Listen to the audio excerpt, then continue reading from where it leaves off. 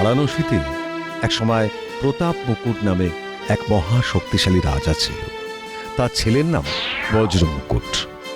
মন্ত্রীপুত্র ছিল বজ্রমুকুটের বন্ধু, তারা ছিল হরিহর আত্মা। একদিন দুজনে একসঙ্গে শিকারে বেরিয়ে বনের মধ্যে এক সুন্দর সরোবরে এসে এক পরমা সুন্দরী রাজকন্যাকে স্নান করতে দেখে। রাজকন্যা বজ্রমুকুটকে দেখে একটা পদ্মফুল হাতে নিয়ে প্রথমে কানে লাগালো, তারপর দাঁত দিয়ে ফুলটি কেটে দিল।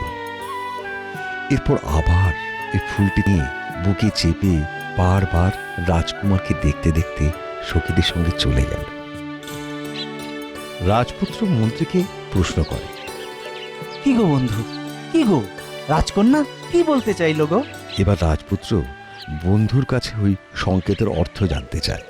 কানে পদ্মফুল লাগিয়ে বলতে চেয়েছে যে সে কর্ণাটবাসী, বুঝলে? আর দাঁত দিয়ে ফুল কেটে বলতে চেয়েছে যে সে দন্তবাট রাজার কন্যা। আর ফুলটাকে বুকে চেপে ধরার মানে হলো রাজকন্যার রাজপুত্রের কথা মনে থাকবে। মন্ত্রীপুত্রের কথা শুনে রাজপুত্র বজ্রমুকুট তখনই কর্ণাট রাজ্যে যেতে চায়। অগত্যা মন্ত্রীপুত্র তাকে নিয়ে কর্ণাট নগরে পৌঁছায়। নগরে পৌঁছে বলে, বন্ধু, রাজ পোশাক পরে আমাদের প্রাসাদে না যাওয়াই ভালো। আমরা বরং নগরের বাইরের কোনো বাড়িতে আশ্রয় নিই। তখন ওরা এক বুড়িকে এক ঘরের দাওয়ায় বসে থাকতে দেখে। মন্ত্রীপুত্র বলে, মা, আমরা বিদেশি বণিক, বাণিজ্যের জন্য এসেছি। তোমার ঘরে আমাদের একটু জায়গা হবে মা?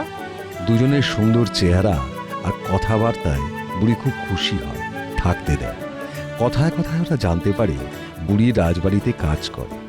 বুড়ি বলে রাজকন্যা পদ্মাবতী তাকে খুব ভালোবাসে, রাজকুমারীর কাছে সে প্রায় দিনই যায়। এই কথা শুনে রাজকুমারী বুড়িকে বলে, মা, কাল যখন আপনি রাজকুমারীর কাছে যাবেন তখন তাকে বলবেন বনের মধ্যে সরোবরের কাছে যে রাজকুমারকে সে দেখেছিল সে এসেছে। বুড়ি রাজকুমারীর কাছে গিয়ে জানায় রাজকুমারীর কথা। সব শুনে রাজকুমারী বুড়ির গালে চন্দন মাখা হাতে দুই গালে চড় মারে। বুড়ি ফিরে এসে জানায় সে কথা। শুনে মন্ত্রীপুত্র বলে, বন্ধু, 2 গালে 10 আঙুলের ছাপ, মানে 10 দিন পর তোমার সাথে রাজকন্যার দেখা হবে।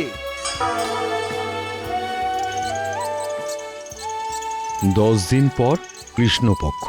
আর সেই কৃষ্ণপক্ষের রাতে বুড়ি আবার গেল রাজকন্যার কাছে।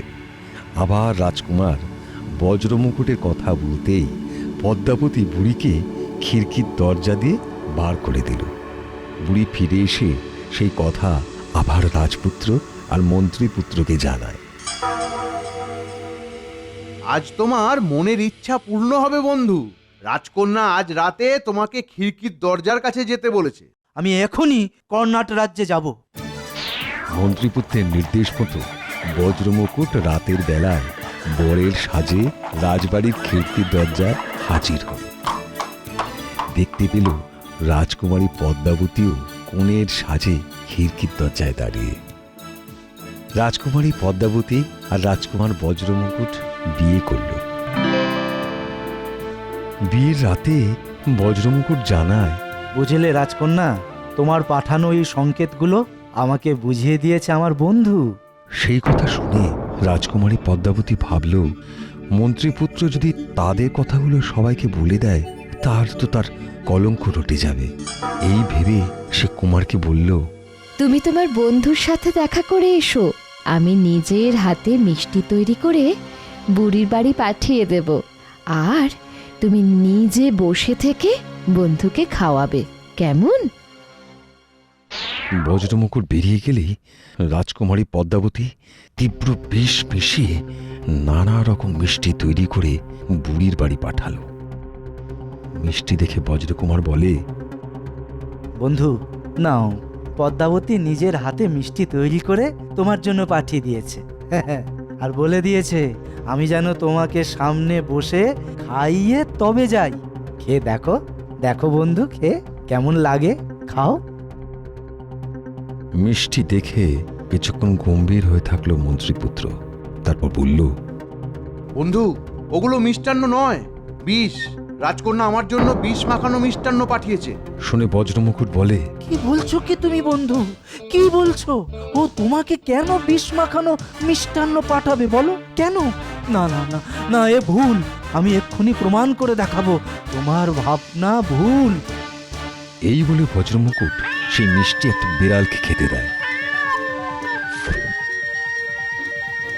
এবং বিড়ালটি মারা যায়। এটা দেখে বজ্রমুকুট খুব রেগে যায়, বলে, না না না না, এই এমন রাক্ষসীর মুখ দেখাও পাপ। আমি তার সঙ্গে কোনো সম্পর্ক রাখবো না। না না বন্ধু, সেটা উচিত হবে না। ওকে যেভাবেই হোক আমাদের রাজ্যে নিয়ে যেতে হবে। তুমি এক কাজ করো, রাজকন্যাকে গিয়ে বলো তোমার মিষ্টি খেয়ে আমার বন্ধু ঘুমিয়ে পড়েছে। অনেকক্ষণ বসে থেকেও তার ঘুম ভাঙলো না। এদিকে রাতে যখন রাজকন্যা ঘুমিয়ে পড়বে তখন তার গায়ের সমস্ত গয়না খুলে নিয়ে তার বাঁ পায়ে বট পাতার চিহ্ন এঁকে দিয়ে তুমি চলে এসো। বজ্রমুকুট বন্ধুর নির্দেশ মতো সব কাজ করে বুড়ির বাড়িতে ফিরে এলো। পরদিন সকালে মন্ত্রীপুত্র শ্মশানে গিয়ে এক যোগী সাজলো। তারপর বজ্রমুকুটকে বলল, বন্ধু, তুমি নগরে গিয়ে রাজ শ্যাকরার কাছে এই গয়না বিক্রি করবে। আর যদি কেউ তোমাকে চোর বলে ধরে তবে তাকে তুমি আমার কাছে নিয়ে এসো। তারপর বজ্রমুকুট বন্ধুর কথা মতো ওই গহনাগুলো নিয়ে রাজ শ্যাকরার কাছে বিক্রি করতে গেল। শ্যাকরা গহনাগুলোকে দেখে চিনতে পারল এবং বজ্রমুকুটকে চোর ভেবে রাজামশাইয়ের কাছে নিয়ে গেল।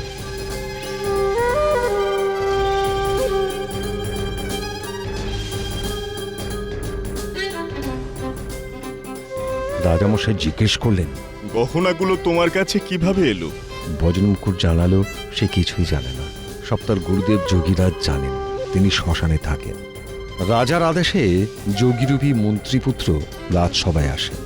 রাজা তাকে প্রশ্ন করেন, কি ব্যাপার, সত্যি করে বলুন দেব, এই গহনাগুলো আপনি কি করে পেলেন? তখন যোগীরূপী মন্ত্রীপুত্র বলেন, মহারাজ, আমি ডাকিনী মন্ত্রে সিদ্ধি লাভ করেছি। ডাকিনী নিজেই আমাকে এই গয়নাগুলো দিয়েছে। আর আমিও সিদ্ধি লাভের প্রমাণস্বরূপ তার বাঁ পায়ে একটা বট পাতার চিহ্ন এঁকে দিয়েছি। যোগীরূপী মন্ত্রীপুত্রের কথা শুনে রাজা পরীক্ষা করে জানতে পারল সত্যি রাজকন্যা পা পায়ে চিহ্ন আঁকা আছে।